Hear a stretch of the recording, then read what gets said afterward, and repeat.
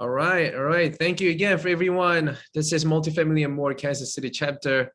I and my co-host Joe are very excited for today's guest. Joe, please introduce our guest today.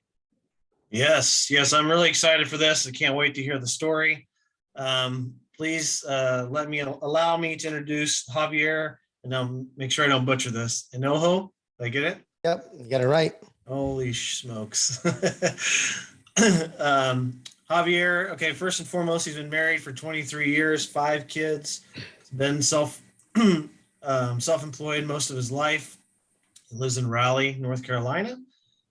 He is the host of The Naked Truth about real estate investing, a podcast. Kind of got started off in this. He went to Rich Dad, Poor Dad seminar, 2015. Started by doing fix and flips, single family homes, wholesaling in Raleigh, Austin, Dallas, El Paso, Tampa. I'm sure there's more. He can fill us in if there's more. You do about 50 fix and flips a year, 80 or more wholesales a year. And in 2019, he stopped cold turkey, went into commercial real estate, which I know a lot of you here are very interested in, and pretty much let his whole staff go and start it over from scratch. He was inducted into Rich Dad, Poor Dad Hall of Fame in 2018, which is pretty awesome. I'm just reading this. I'm a high school push out, and don't have a college education. I'm assuming that means drop out. Push out. They pushed me out. Oh, okay. I barely graduated. You kicked you. Oh, I see. Okay. He was all but broke, had 30 cents to his name in 2017. Almost gave up. Asked his kids for Christmas money so he could pay rent. And by the end of 2019, he closed on his first apartment complex, his 63 unit in Charleston. Fast forward now, 19 months later, and he's at just under 700 doors across 7 properties and the value of $50 million. So welcome, Javier. Hey, thanks for having me. I just put my Instagram on the chat for everybody. They want to see some funny videos. There's plenty of funny videos in there. Hopefully I got that intro okay. Sorry. You did good, man. You did good. Thank you, buddy. Okay, all right. Did good. My son just brought me some tea. All right, Javier. All right, guys. So I'm gonna hit a couple of those points that Joe read out. Been married 23 years. Who's here has been married more than 20 years? Anybody? Adar, Don, anybody else? I thought Nick raised his hand. I'm like, dude, I don't know, man. I don't think so, Nick. Like, no way. You don't even look past 25, man. 4 years, man. Okay. Anybody else? 20 years or more? So for the guys who've been married, every time I say guys, is gender neutral. It's guys, it means girls also, ladies. It feels like 5 minutes. That's all I can say. It does, but it's like underwater, for 5 minutes underwater. So for you guys who haven't been married for 20 years, no, I'm just kidding, guys. My wife's my number one fan, and could not do it without her. So I should probably put that in the bio. But she reminds me every day, so I don't put it in the bio. I could not have done it without her. And yes, and I used to flip houses. I was telling the other group breakout room earlier that I'm 24 years old. I got all gray hair, but I look like I'm 42 because I used to flip houses. All right. So, oh, look at that. Christine at 22 years. Funny story. I was at Home Depot a couple of weeks ago because my daughter needed a chain and my wife needed a extension cord. Still took me, I was there for an hour to find 2 items. But as I walked in, I started shaking, started getting PTSD from my flipping days. I hadn't been in Home Depot in a couple of years. But yeah, you got it pretty good. I mean, that's started 2 years ago. Joseph, let me know. Want to ask some questions? What else you want to talk about? Just go through my process, or what do you guys want to know? Whatever you guys want. I got like a million things I can talk about. I know. You know what? Let me start with this general question. So, all right, you started. What got you into real estate from the beginning? What got you into real estate? You said you started with single family, right? Yeah, my good friend suckered me into going one of those 3-day seminars where they pitch you, and it was a Rich Dad Poor Dad, and I didn't want to buy it. And he's like, I'm gonna buy it. I said, man, you're gonna get ripped off. And I told him, okay, let's get ripped off together. I'll pay half. And that was it. Yeah. And I, And for yeah, how we, long we for how long you did that single family flip? about 4 years. So it's been about 6 years since I started real estate investing. I flipped for 4 years, and it was like feast or famine. I had a whole bunch of money, or I was broke. In 2017, New Year's Day, I had 32 cents in my account because all the money was stuck everywhere. That's the closest I ever came to quitting. And I had to ask my kids for their Christmas money so I can pay my rent. It's pretty tough. But I made a lot of money though. It just had some bad times. How many single family houses did you flip during that? So you did 4 years. At the peak, I was doing about 50 a year. So the first year, I think the first year I did like 6 or 7. And then the second year, I did about 16, 14. And then I really scaled the third and fourth year. And then I thought I wanted to flip 200 houses a year. So I went to this mastermind where they flip houses. A lot of good investors there, like really good investors that do all kinds of crazy stuff in real estate. And I quit after I saw their systems and processes. I'm like, holy crap, I got to fire my whole staff. I got to start from scratch. If I want to scale from 50 to 200 a year, I need a brand new staff. And then I was like Jason down here where he was, I was thinking about rentals in the future. And I'm like, man, I'm about to get 2 rentals a month. And I just started doing the math. I'm like, okay, 7 years from now, it was like that, 7 to 9 years plan. And I just told my wife, you know what, forget this. We're quitting. She was with me. We're quitting and we're going to buy apartments. That was in September of 2019. And she's like, how are you going to buy apartments? I'm like, I have no idea, but I'm going to buy an apartment building by the end of the year. And we quit. We went to the mastermind to scale. And then I felt like I was going to scale to unhappiness. Kind of weird. And we just came back home and we sold all the houses and we let everybody go and started from scratch. And I did close my first deal by the end of the year. So that's the big picture there, Joseph. So why apartment? Why did you think Yeah. apartment is where to go? Because that was Sudden. that was sexy, man, buying apartments. You can scale pretty quick. Net worth can grow up, can go fairly quick as well. Mhm. If you want to buy a warehouse, it's kind of hard to buy a $30 million warehouse. I mean, there's not many of them, they're not. So it's kind of harder to scale. You want to scale? Multifamily.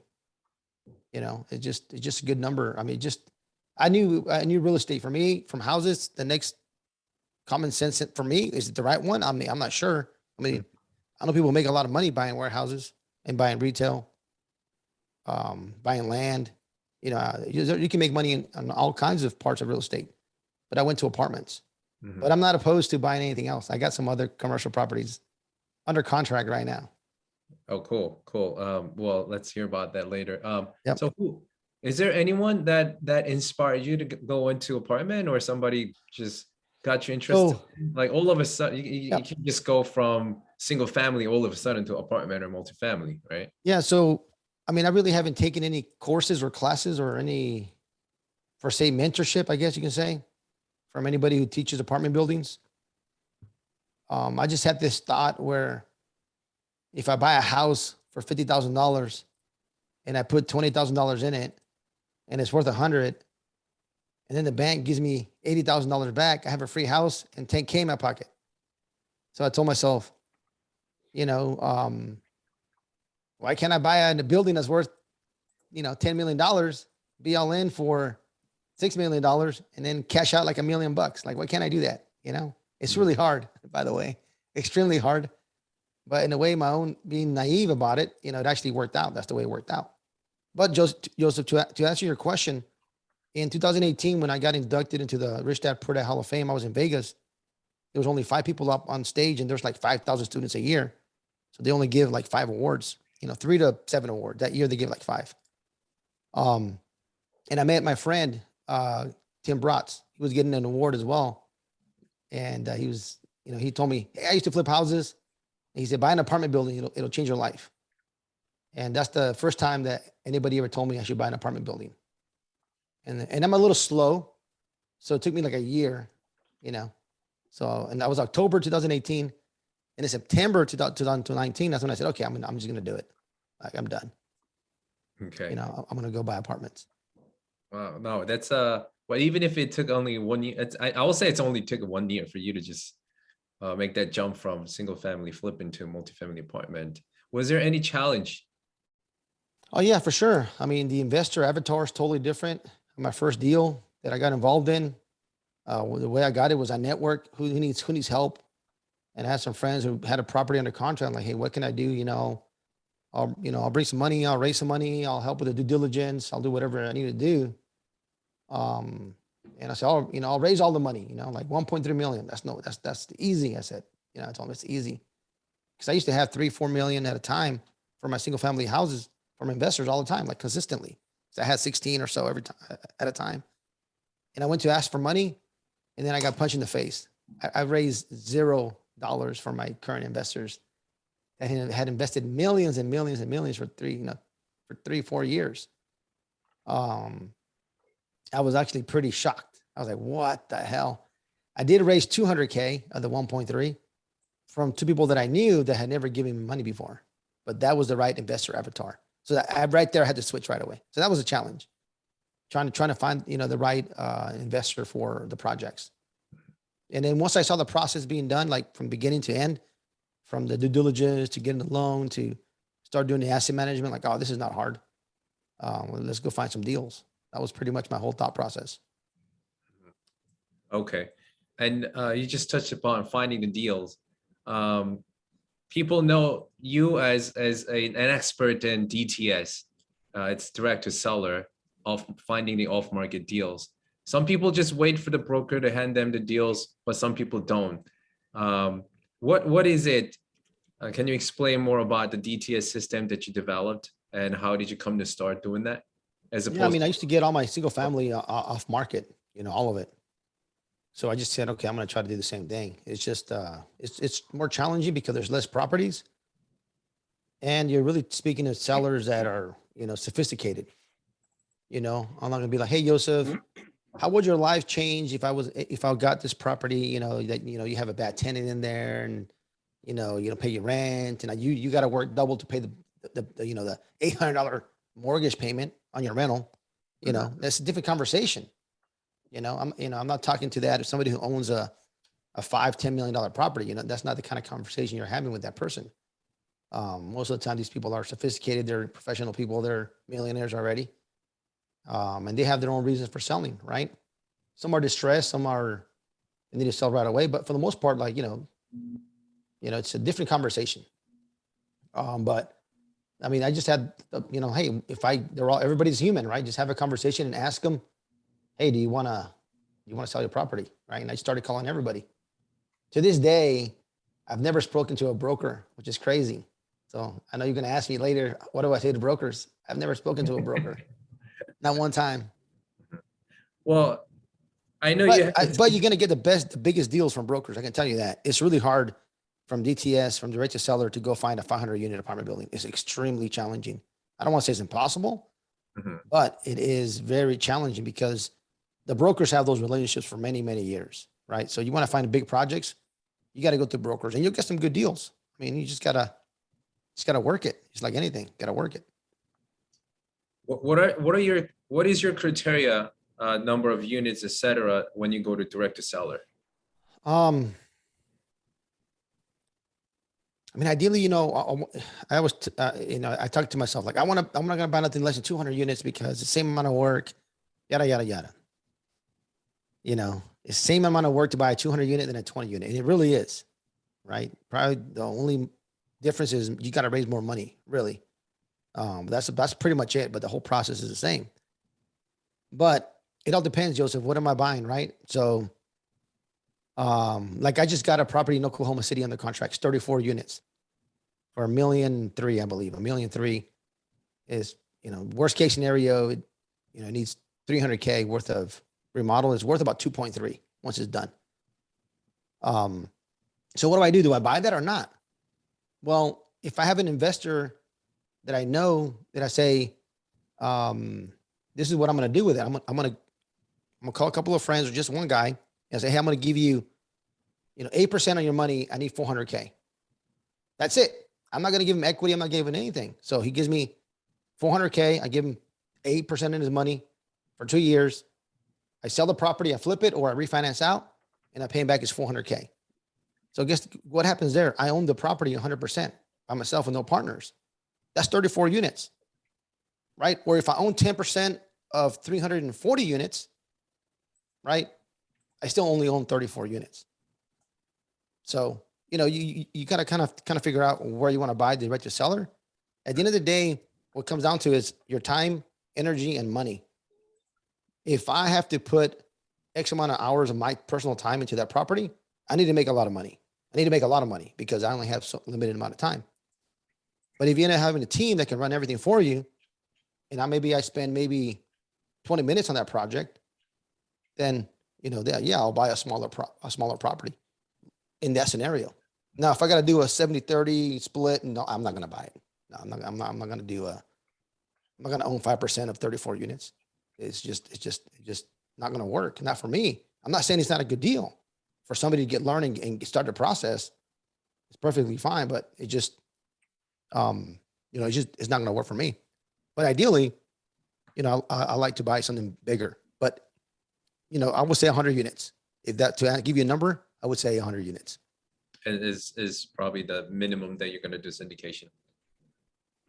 Possibly. Yeah. Okay. Yeah. What size was your first deal? 63 units, 63. 63. Did you do joint venture on that or syndication? Yeah, it was syndication. So I got a small piece. Like right now we're buying one here in Durham, North Carolina. It's 103 units and we close in 2 weeks.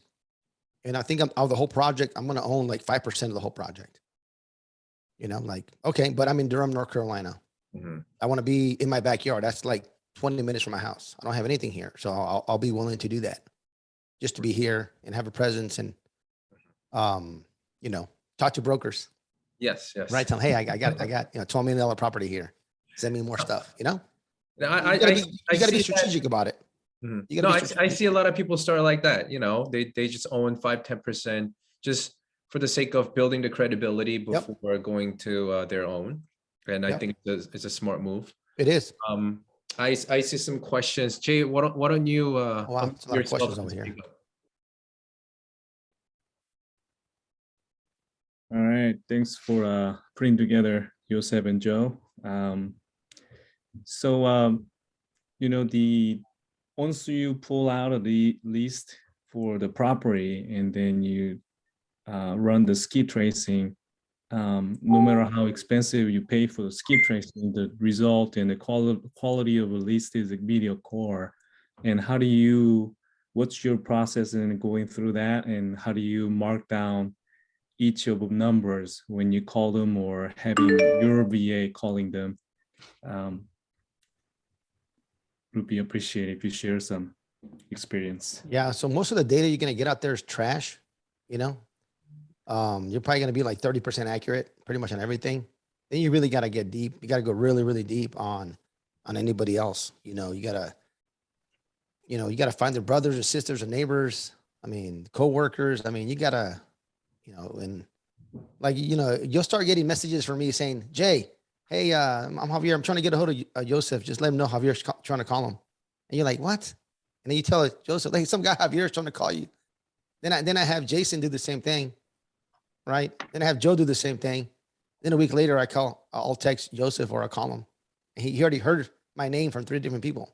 Right? You got to get creative. There's a lot of different ways to try to get a hold of people if you want them to answer you. Now, that's for the ones that the leads are good, right? You're actually able to find somebody's phone number or somebody's family's phone number. The ones that you can't it's pretty challenging. It's probably something that everybody's trying to break. And if you can break that code, I've been working on it. I've been working on it really, really hard. There's a few steps you can take. You can manually go and do the corporate search and all that and really dig deep into there. You can. It's just very, very extremely time consuming, even for VAs. And still you only get a small portion that's correct. You end up getting your insurance guys, you get the guy's attorney, you know, you get the guy's lender, you know, it just takes forever to try to get a hold of the seller. But if you can break that code, yeah, it'd be really good. Because first of all, milk it and then go sell it to CoStar. Go sell it to CoStar because they'll buy it from you. Okay. But it's a challenge. Yeah, I mean, I have the same problem. Yeah, just try to pull from many data sources as you can and cross-reference, stack them up. You know, get one property and run them through a couple different skip tracing softwares. Mhm. Grab information from the county, from CoStar, from anywhere you can, anywhere you pull data from, and try to get the best number for them. Yeah, hey. I do. So please don't use my name. Gotcha. Thank you, Javier. Javier, can you talk about the markets you're actively investing in or looking to invest in? Yeah. So like I said, right, I never taken any classes, right? So when I went to my first seminar or like kind of meet up for multifamily, they were all talking about, hey, focus on your area, focus on your, I'm like, holy shit. I'm like, I got 7 properties in 7 different states, you know? I never thought about it. Hey, just focus in Houston, or hey, just focus in Dallas. Like I didn't even consider that. For me, it was like, okay, where can I buy a property at a good discount? You know, where I'm going to make money, and I'll go buy it. And I look for a couple of different things, right? A couple of things I will look for. Number one is a property management company that somebody can refer me to. You know, ideally, I don't want to go find one and figure out if they're good or not. You know, I want somebody to refer me a property management company that they've actually worked with. That'll be one of the first things. Number two is I need to know somebody that are local that can be the eyes on it, and I'll give them some equity. I'll make them a GP just to go look at the property while we're doing any kind of construction. If it's for a year, if it's for 6 months, whatever it is, year and a half, whatever, it's got to go there once a week, right? So I got to have boots on the ground. You know, that's pretty much it. I mean, you of course you check your finance, make sure there's comps and the cash flow is going to work and the deal is going to work and all that. But ideally, those are probably the 2 biggest things for me before I buy a property in any other state, because it just makes it so much easier for me. So much easier for me to have an owner there, local presence. So the property management company is always, you know, they know that the owner swings by once a week.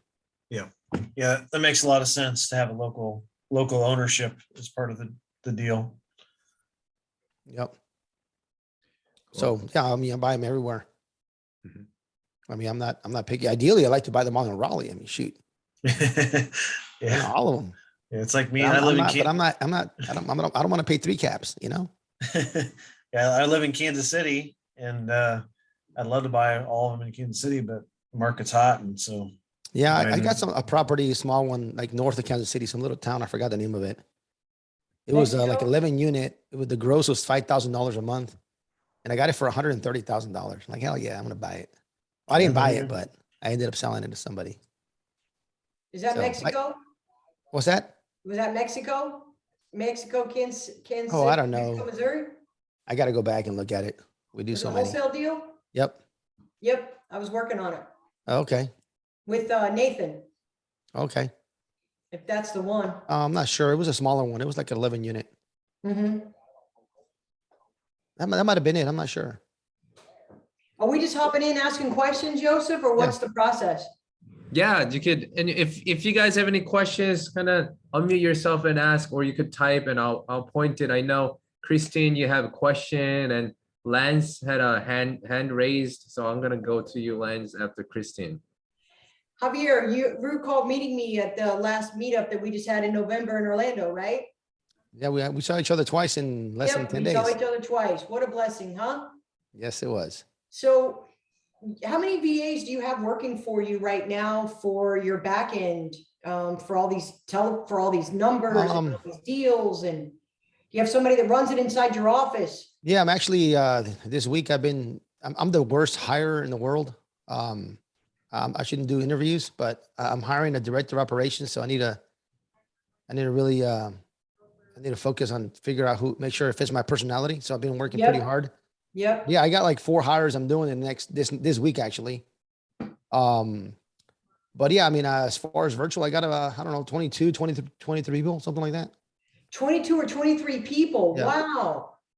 And did you create all those systems? You had somebody in your office kind of Yeah, create? of all- course, they're right here. That's why I need a director of operations, because if I get hit by a Yeah, but train, now you gotta take it it out falls of your apart. head and put it onto Loom or something, right? We're working on that. So, but I don't want to put it together, because if I put it together, whoever I hire is gonna tear it all apart and redo it. So yeah, Yeah, that'll be his one of his projects. We already So have all I- our workflows. yeah, We're just gonna, make him like in Loom Video and like a spreadsheet, and you click on it, or like a PDF file, whatever it is. You yep, click on it, it'll jump to the video, and we're gonna make it pretty cool for gotcha. everybody. Make it a lot easier. So you have like a certain people that look up the telephone number, certain people that Yeah. make the phone Yep. calls, certain people that Yep. do comps, certain people Yep. that make offers. Yep. I got my outbound, then I got my acquisitions team. I have an IT. I got my marketing team. And what else? The asset manager. So they all report to me, which is not good, because I'm the Right. COO, Yeah. and that's not a good thing, because my When you say personality is not the IT, best. what do you mean? for- Like for that email position. marketing, things like that? Or what do you What was mean? When you say IT, what do you mean? I mean, anything, like if somebody from my team ever emails me that they can't log into the email, they get fired. I told them Yeah. already. That's a non-negotiable for me. If you ever can't log into your email and you text me or you message me, you cannot log into your email, you should not be emailing me that. Like that'll Yeah. get me upset, and I don't get upset. So yeah, Yeah. stuff like that. Like my phone doesn't work, or I can't, whatever Right. it is, right? I mean, yeah, I'll pay somebody so nobody bothers me about stuff like that. So I'll just ask one last question. So most of your people are outsourced on VAs, or are they local where you live?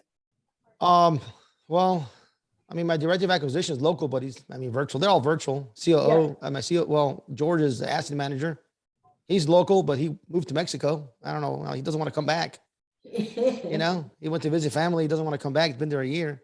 Yeah, The only person that's local is my videographer, because it's kind of hard to record virtually. yep. Yep. Gotcha. So everything else is VAs. Yeah. Yep. Fantastic. Well, I'm always on your list. I get your properties. Hopefully I can try to sell a few. Awesome. You're doing I- it in big volume. Thank you, Joseph.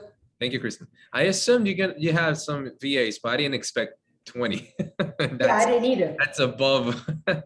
Yeah, So you really go volume heavier when you said it. I know it's really hard to find a Yeah, property through I mean, DTS, but You can do it two different ways, right? You can go really super focused, super niche, or you can do volume.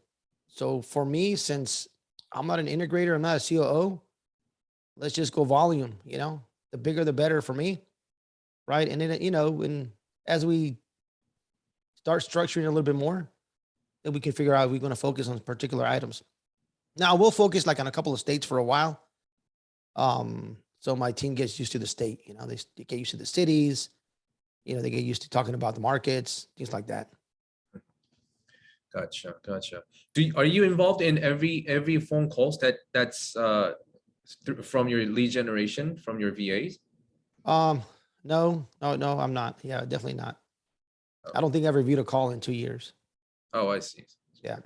So your team members take over, and then go from there. Yep. The only time I ever see a property is when we get an LOI accepted, really, or unless they have a unique situation. So yeah, I don't want to know the process. I just want to eat the steak. But in the beginning, were you? Yeah, at the were- beginning, yeah. I mean, at the beginning, I think I underwrote like 5 properties. I'm like, holy, this sucks. Like, I don't want to do this ever again. And so I said, how quickly can I find somebody to do this for me? Like if you tell me underwrite a property, it would take me a long, long time for me to underwrite it. But that's not that's not my strong point, right? But yeah, at the beginning, I did everything for like 30 days. I'm like, okay, I don't want to do this. Who can I help? Who can I find that can help me? That was like right away from the very beginning was my thought process. Okay. Well, what about the DTS? Talking to the owners, prospective sellers. Yep. Were you ever involved into cold callings or No, email? I never made any cold calls myself. I sent a whole bunch of text messages, but I hate cold calling. When I did single family, I did tons of it, and I went to tons of appointments, and I made tons of follow-ups. I did so many. But yeah, I'm not really heavily involved. We just get a list. We got a script. We call them. I don't know. We get about 450, 500 leads a month. And then we start cycling through them, right away, what's hot, medium, cold, we make offers. We make about 40, 50 offers a week, anywhere from 6 units to 100 units, most of them are probably under 20. I'll say 85% of them, 90% of them are probably like under 20, 25 units. Hey, can I jump in with a question? Yeah, sure, Lance. Hey, Javier, nice to meet you. Lance from New York. I also have a bit of a cold in my throat. I got a question for you. So your underwriting process, you say you have that outsourced. What are your parameters as far as returns for your underwriters? How does that work for you? Depends what we're buying, right? If we're buying like a stabilized property, I need to buy it at 85% of the current value, right? Because I still want to get a discount. But what about your Um, like cash on cash returns or your IRR? What do you guys typically target and over what hold period? Yes, it depends as well, right? If it's a newer property, a prettier property, we'll try to hit around 18% IRR. If it's an older property with like a heavy value add, like an opportunistic kind of play, yeah, we go a little bit higher. I mean, we still say 18%, but we'll probably hit 25. Like Gotcha. right You now have- we're refinancing one we bought off direct to seller. We bought it last August. It was 72 units in North Carolina, about 2.5 hours from my house.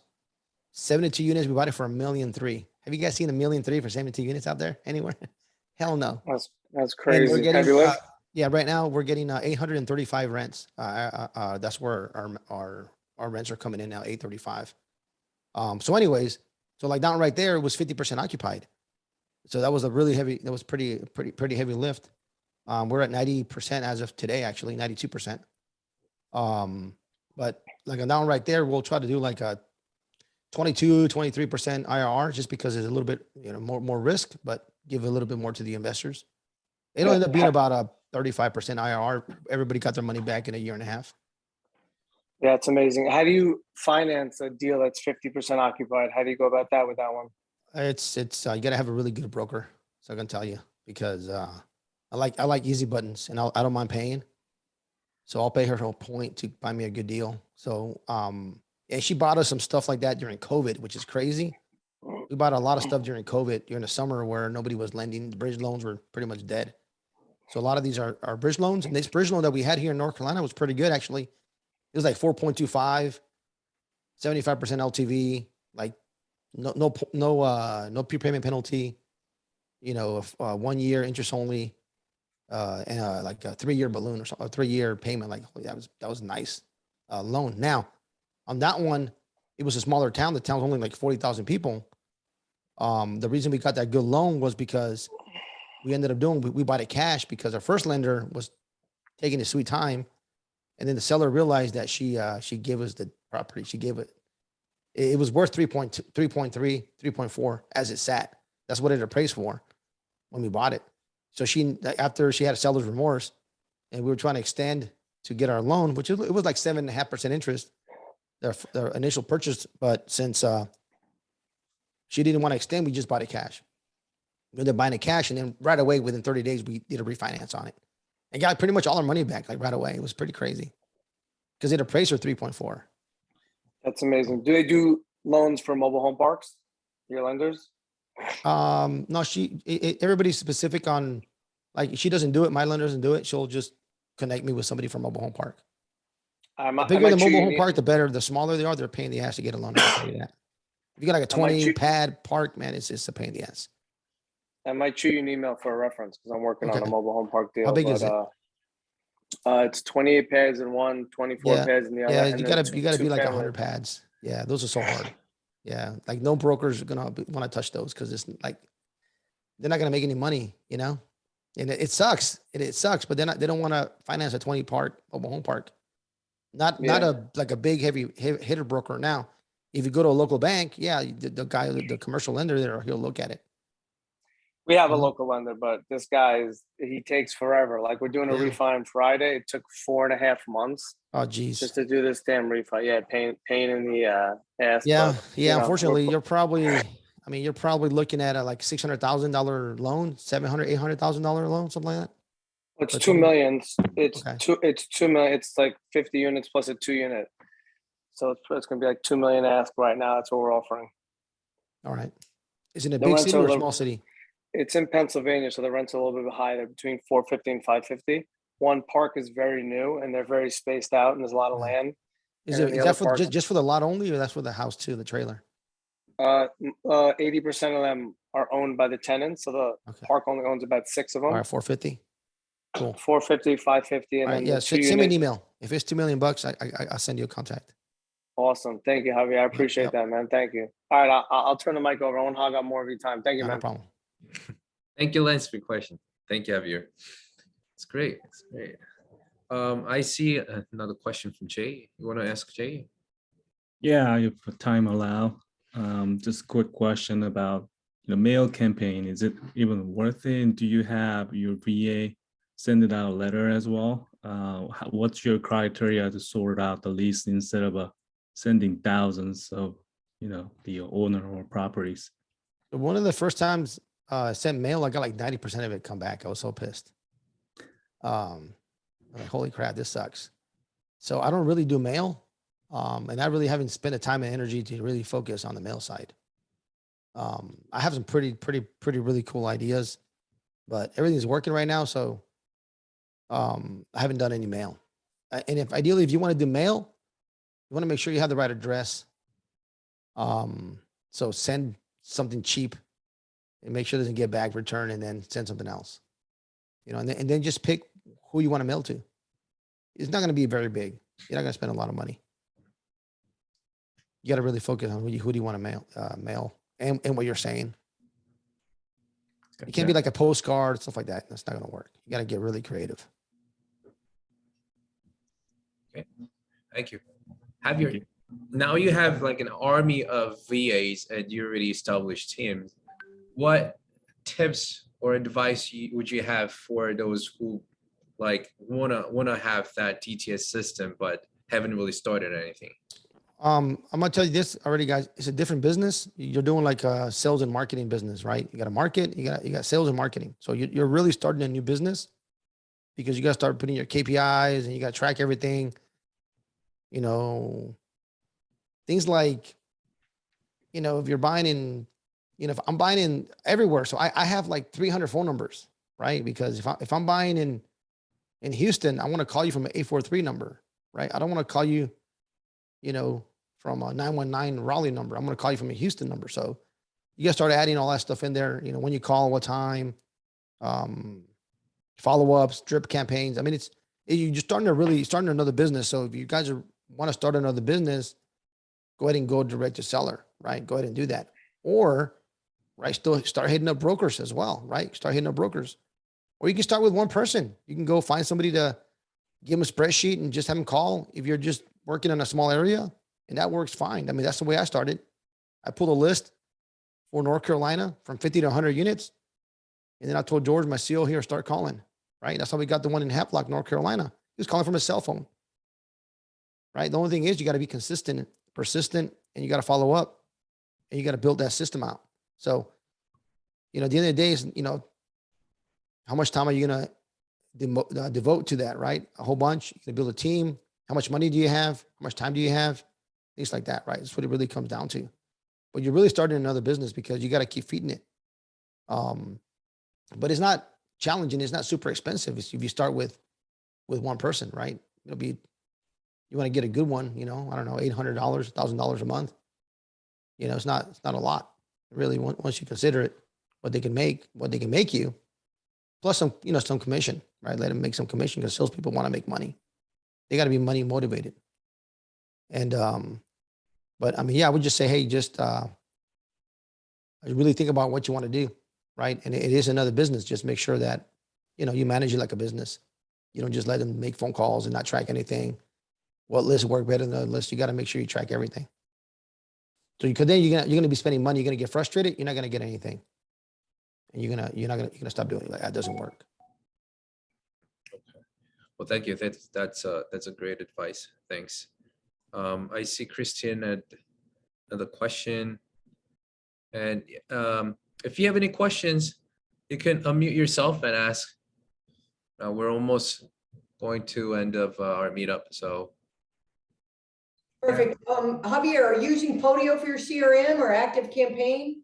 Actually, right now we are switching over to Salesforce probably on Wednesday. Okay, have you heard of Left REI Main? Yeah. Stephanie Betters says it's better than Salesforce. She is a Salesforce. Yeah, App- she does single family. Yeah. Yeah, So I don't know if Stephanie. you- She lives in Charlotte. Yep, I don't know if you want to check that out, but she's a good source, and Left REI Main is something she created from Salesforce, so that Yeah. might be. I think I don't even know. I think that might be the one we're using. I gotta check with my guys. It might What- be. 'Cause I know we talked to her and I forgot who we ended up going with. It might have been her. But all she did was single family. So you pretty much got to build the whole system for commercial. Yeah, I mean, yeah, she knows because I've been talking to her about that for commercial real estate. Yeah. For the CRM. Yep. Got it. So mostly your activity is direct to seller, so it's the phone. Yeah, I mean, for sure. I mean, out of my 8 properties that I have, 5 have been direct to seller and 3 or 4 came from a Pleasure. broker. Mhm. But I didn't speak to the broker. Somebody else spoke to the broker and they had the contract. So like, all right, let's close it. Gotcha. Is your partner still Masu? Is it Masu? Masu? Moo, he's in Yeah, Houston. Moo. Yeah, Yeah, he's we're kind of like friends with benefits, you know. Yep. So yep, when we started, he used to flip houses. I used to flip houses. We said, hey, we're gonna do this together only if 1 + 1 = 4. You know, and at some point, you know, if we don't equal 4 anymore, we're not helping each other out. But yeah, pretty much every project that comes through, that's a bigger project that we need to do together, we'll run it by each other. But we kind of do our own thing. gotcha. I threw a comment in the chat, 80 pads in Tampa, if anybody's interested, 3.250. We can talk Hey, about. Javier, Yeah. I got one last question for you. Give us a nightmare property manager story so we can all learn a lesson from it. Give us a good one. All right. We bought a property that was 99% occupied, and the property management company in 2 months took it to 60% collections. We went from 99% collections to 60% collections. Wow. Yeah, that was nightmare. I can tell you they're not a property manager anymore. Oh, how'd they do it? How did they do it? They were scaling too quickly. And they were just dropping the ball. It's They pretty shitty. didn't have their good systems, you know, in place to go, somebody to kind of overlook whoever was there. So it was just with first month, like, okay, this is weird. Why is it? But we just figured, hey, we're transitioning over. Then the second month hit, like, oh hell no, let's move them. You know, we can't. We're not gonna wait a third month. You got to act pretty quick, guys. So you How got to many make times sure have you had to? you got to set the stage with your management companies. You got to have your non-negotiables.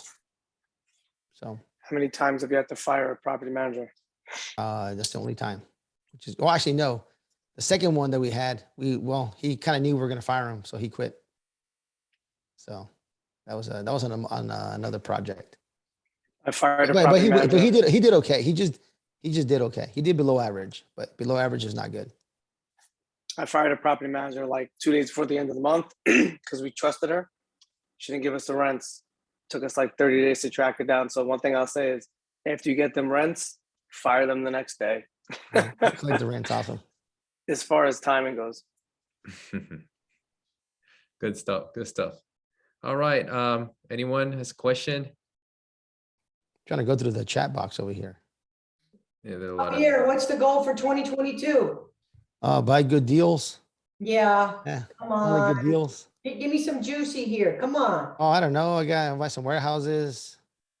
Like the multifamily side is going pretty good, so I don't really spend much time on that side, unless it's a problem. Like our $38,000 rehab electrical budget becomes $350,000. Like I need to know that, and Yep. that happened this year. Oh, my Yeah, goodness. so like stuff like that, I need to know so we can fix it. Yep, But that one's going fairly well. But yeah, buy some different kind of assets. You know, buy a couple of warehouse. yep, like multi-bay warehouses, What's that? like multi-bay. Yeah, it doesn't matter. How about a good deal on a warehouse? Mhm. Doesn't matter what kind of warehouse it is. if I Got can a buy multi- it at, you know, super Got a great multi-bay deal. over here in South Florida for 10,500,000. I got, yeah, I mean, I got one right now that's, as it sits, it's worth about, I don't know, 6 million, and we got it for 3.4. So Fantastic. the daughter just took it over from the dad. He passed away, so she doesn't know. So that's a good deal. Javier, let me ask a question if that's okay. Go ahead, Hadar. Go ahead. I'm interesting to know when you're talking about this commercial, warehousing and stuff. Are you talking about vacant sites, properties, or you got tenants there, or what's your criteria? And if it's vacant, or if you're looking to place a new tenant, how do you source the tenants? Before you close, after you close, what's the process? All right, definitely want to do it before you close. And I like an easy button, right? So you reach out to the baddest, commercial leaser broker in the area. I mean, that's the easiest way to do it, right? Don't try to figure out yourself, but connect with somebody who has the connections to get you a good tenant in there. Even if you got to pay them a fee, and they charge a fee, trust me, they charge a really good fee, but I'll pay it, right? I mean, if it's saving me the time for me trying to figure out and vet a tenant, they already know who's looking for what. So that's one of the things you do when you have it under contract, or you try to negotiate the lease that they're already in, whoever's in there already, try to renegotiate the lease, better terms, whatever, and you can make the valuation just skyrocket right off the bat, even before you close.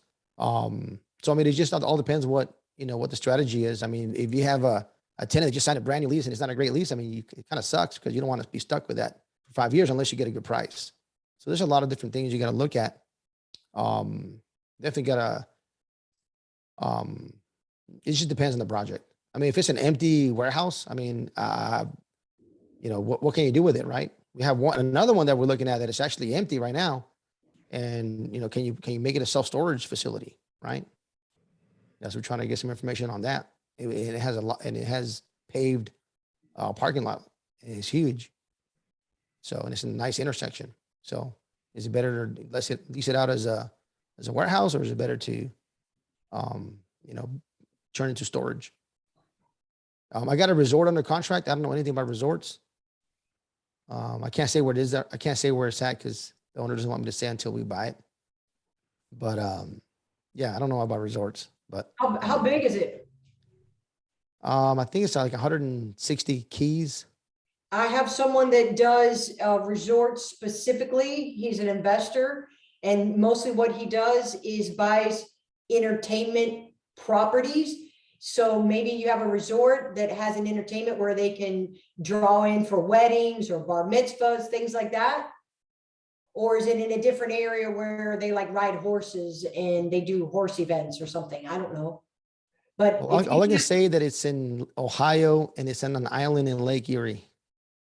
OMG, so you need fishing in a hole with snow. Well, I don't know. It's only open 70 months a year. You know what? I got a good contact for you. It All right, might be all right, good Christy. for you. Christine, awesome. Yeah, so like I don't know anything about that, but I got a direct to seller. It's a pretty he got an appraisal done like 23 million, 23.5, and we got it under contract for 18.5. Perfect. So I've got a great guy for you. so we'll see if it works out. But I don't have to do the work. Now, one of the biggest things, guys, this is like a multifamily meetup. So if you guys are just starting doing anything, you guys got to really there's a lot of shiny objects, right? A lot of shiny objects. And I started with multifamily and I just said, okay, I need to focus on that. But at the end of the day, you either focus, or you kind of can't do a lot of stuff at the same time, right? Because then you're gonna make mistakes, right? So if you're getting started, you got to really pick something and start making money from there. Unless you have other businesses that are making you money and it's okay, right? You can take more risk. You can take more risk and start buying different stuff, and it's not gonna break you. But we are, I got started with multifamily. I'm still gonna keep buying multifamily just because that's what got me to scale pretty quickly, and then allowed me to get my connected with people, and I'm able to, since I do direct to seller. I mean, if I get a good deal on something on a warehouse, I don't know about warehouses that much, but I'll partner with somebody, right, that knows about warehouses, right? Like I don't know anything about, whatever, resorts, but if I get one under contract, I'll partner with somebody and, let them run the resort, right? But ideally, I don't want to do all of it because then, I don't want to make a mistake, right? It's too much going on. But if I can somehow be part of the project and bring a project, I'll do it. But ideally, for the guys, for everybody starting or just getting into it, you got to really focus, get to whatever you need to get, and then you can start diversifying. Because then a lot of different asset classes at the same time can be a little challenging, right? Especially if you don't have a track record. I mean, you got some deep pockets, it's no problem, right? You can make money in real estate no matter what. You're 99.9% sure you make money in real estate if you have unlimited time and an unlimited budget. You pretty much make money all the time. So Makes sense. Makes sense. Okay. See, last question from Jay. If you're gonna be doing the boot camp again, the DTS boot camp. I might do it in I might do it like in February. Oh, well, actually maybe March. But yeah, I'll probably do it again. I've just been pretty busy. So I got to go to Ohio, I think this week or next week. And then, we have another property in New Mexico that we got under contract. It's 76 units. It's 100% vacant. So that's gonna be very interesting. I'm gonna go look at that. I actually like that one. But yeah, I don't know when we'll do the DTS again. And crypto, I don't know anything about crypto. For you guys that follow me, don't follow my advice. Not follow my advice. I made a whole bunch of money this year, but yeah, I just got lucky. It's like playing the lottery. So don't follow my advice. Okay. Time's almost up, but I just want to ask this one. I want to touch upon this. It's a program or event that Javier did last time. It's called Teen Millionaire Project, right? Yeah, Teen Millionaire Challenge. Teen Millionaire Challenge. Yes. Please tell us a little bit about that, because I was really impressed at the MM4 back in Orlando in October. I met a couple of like teenagers among the investors, and I was asking like, why you guys are here? I thought they came with their parents, but they say no, we're part of this project. And then it's led by Javier, so I was really impressed. All right, for you guys, when I say guys, I mean guys and girls. Remember that, guys, men, ladies and gentlemen. Anybody know who Robert Allen is? Anybody know Robert Allen? Let's see. Anybody? No. Robert Allen. Okay, so he was like a big author, real estate guy, like in the 90s, like all 90s and early 2000s. He's an older gentleman, and he used to do these challenges. Like he'd take $1 and he'd make $100,000 with it or whatever. I mean, he had some pretty cool challenges back in the day. And him and a friend of mine, Tim Mai, thought about doing this challenge where they take some teens and they buy single family houses and they can make $1 million, right? They have $1 million net worth. Then they start doing the math and like, just like Jason was like, man, it's gonna take a long time. It's gonna take a long time. So they say, hey, let's do apartments. Like, what about apartments? And they thought about me. Say, well, they got to find a mentor for them. So they say, hey, how about Javier? And they call me up and they kind of pitched me the idea of bringing 19 teenagers to my office. And then that was a challenge, teach them about multifamily. And then we created 3 groups, and then they start underwriting, making offers. And the goal is for them to have a $1 million net worth, right? And so it's been pretty cool because there were kids there were 16, 17, 18. My daughter was 16 at the time. And, she pretty much didn't want to do anything with real estate until I told her, hey, you want to be part of this challenge? She's like, okay, I'll give it a try. And so, she even broke up with her boyfriend afterwards because she's like, I'm 100% in that. I'm like, all right, that's awesome. And my 3 older boys don't want nothing to do with real estate. So I think she would be the one that'll take over at some point. But it was pretty cool from all walks of life. We had one kid that he just showed up, he didn't have like any money. Like he was done. Like he's like, I can't leave. I'm here. I can't even go back home. I don't have enough money for gas. Had a couple of kids that didn't have laptops. Had a couple of kids that their parents are worth $100 million a piece, like net worth, right? So it was a little bit of everything. And we trained them up for 2 weeks. That was in July. And now they went off and making offers. Like these kids are making $10 million offers, $5 million offers, $28 million offers. They're talking to brokers, networking on LinkedIn, on social media. We still haven't got a contract yet, but we've been pretty close. We've been on best and final a couple of times, which is pretty cool. But I could tell them it just takes that one project, and it takes the one project. I mean, I know people, it takes them a year, 2 or 3 years to get the first one, and then once it happens, they just start rolling. They just start rolling. So don't that biggest thing I tell them, don't give up. I tell you guys too, whoever's just getting started, don't give up either. But I wish I was 16 doing this. I can tell you that. They got Me nothing but too, time. me too. Even if it takes them 5 years to get the first deal. I mean, they'll be like 21, like, holy crap, you old man. When I heard about this challenge, I thought it was great because this is exactly something that I want to offer to my kids, and I'm sure Joe also want to do something like this for her daughters, and probably everyone here. If you have kids, it's something that you want to actually try. Pretty cool because we didn't even charge or anything. We had a lot of investors, a lot of friends. They all, like, a lot of people donated money because pretty much Robert, Tim, and myself were gonna pay for everything. It was not cheap. It was, I don't know. I think we did the math. It was like 40K, whatever that number was, for everything that we had to do. We had a lot of people just donated money. Like, it was pretty cool. It was nice. I was not expecting that. And, it was good. I mean, just to see the kids, the way the way of thinking, how it changed from like from day 1 to day 4 to day 3, it was like night and day. It was pretty cool. Great, thank you for having that exemplar, so we could follow the footstep when we're ready later on. Okay, how Thank you. can people reach out to you? I put my Instagram account there, or my website as well. Avianojo.com. I have all my social media there. I got a YouTube channel, podcast, The Naked Truth About Real Estate Investing, Instagram. You guys find me there. There's a newsletter you guys can sign up to. I got a mastermind. I don't do coaching. I might do coaching. I don't know, maybe at some point, but I'm not sure. I just, I'm really busy right now. So if I do something, I need to do it well. So I'm going to wait a little bit, but yeah, anything you guys need. Next video pretty soon on YouTube will be a video where I got shot at walking in an apartment building, and I have it on video. It's pretty cool. Well, I mean, not pretty cool that I got shot at, but pretty cool that I got it on video. So, yeah, we bought the apartment building. Yes, we did. That was what I was going to ask. Did you buy it? Yeah, we bought it. We just didn't tell the investors that we got shot at till after we closed. What is it? Oh, is that real or is it a joke? It was true. It was true. True?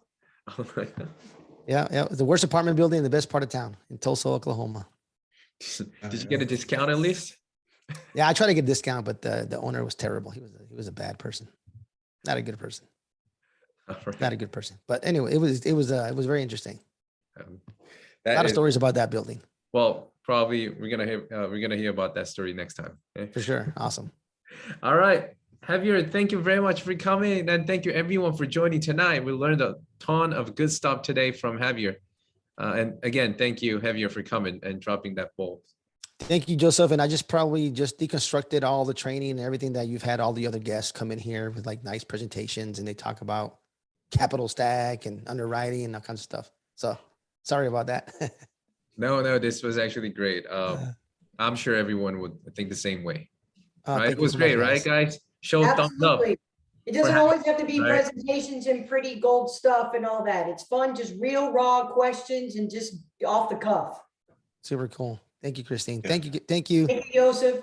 Thank you, Joe and Joseph and everybody for being on, Thank you, Javier. for giving us your time. You guys have a great week. Everyone. Thank you. Thank you very Bye, much. everybody.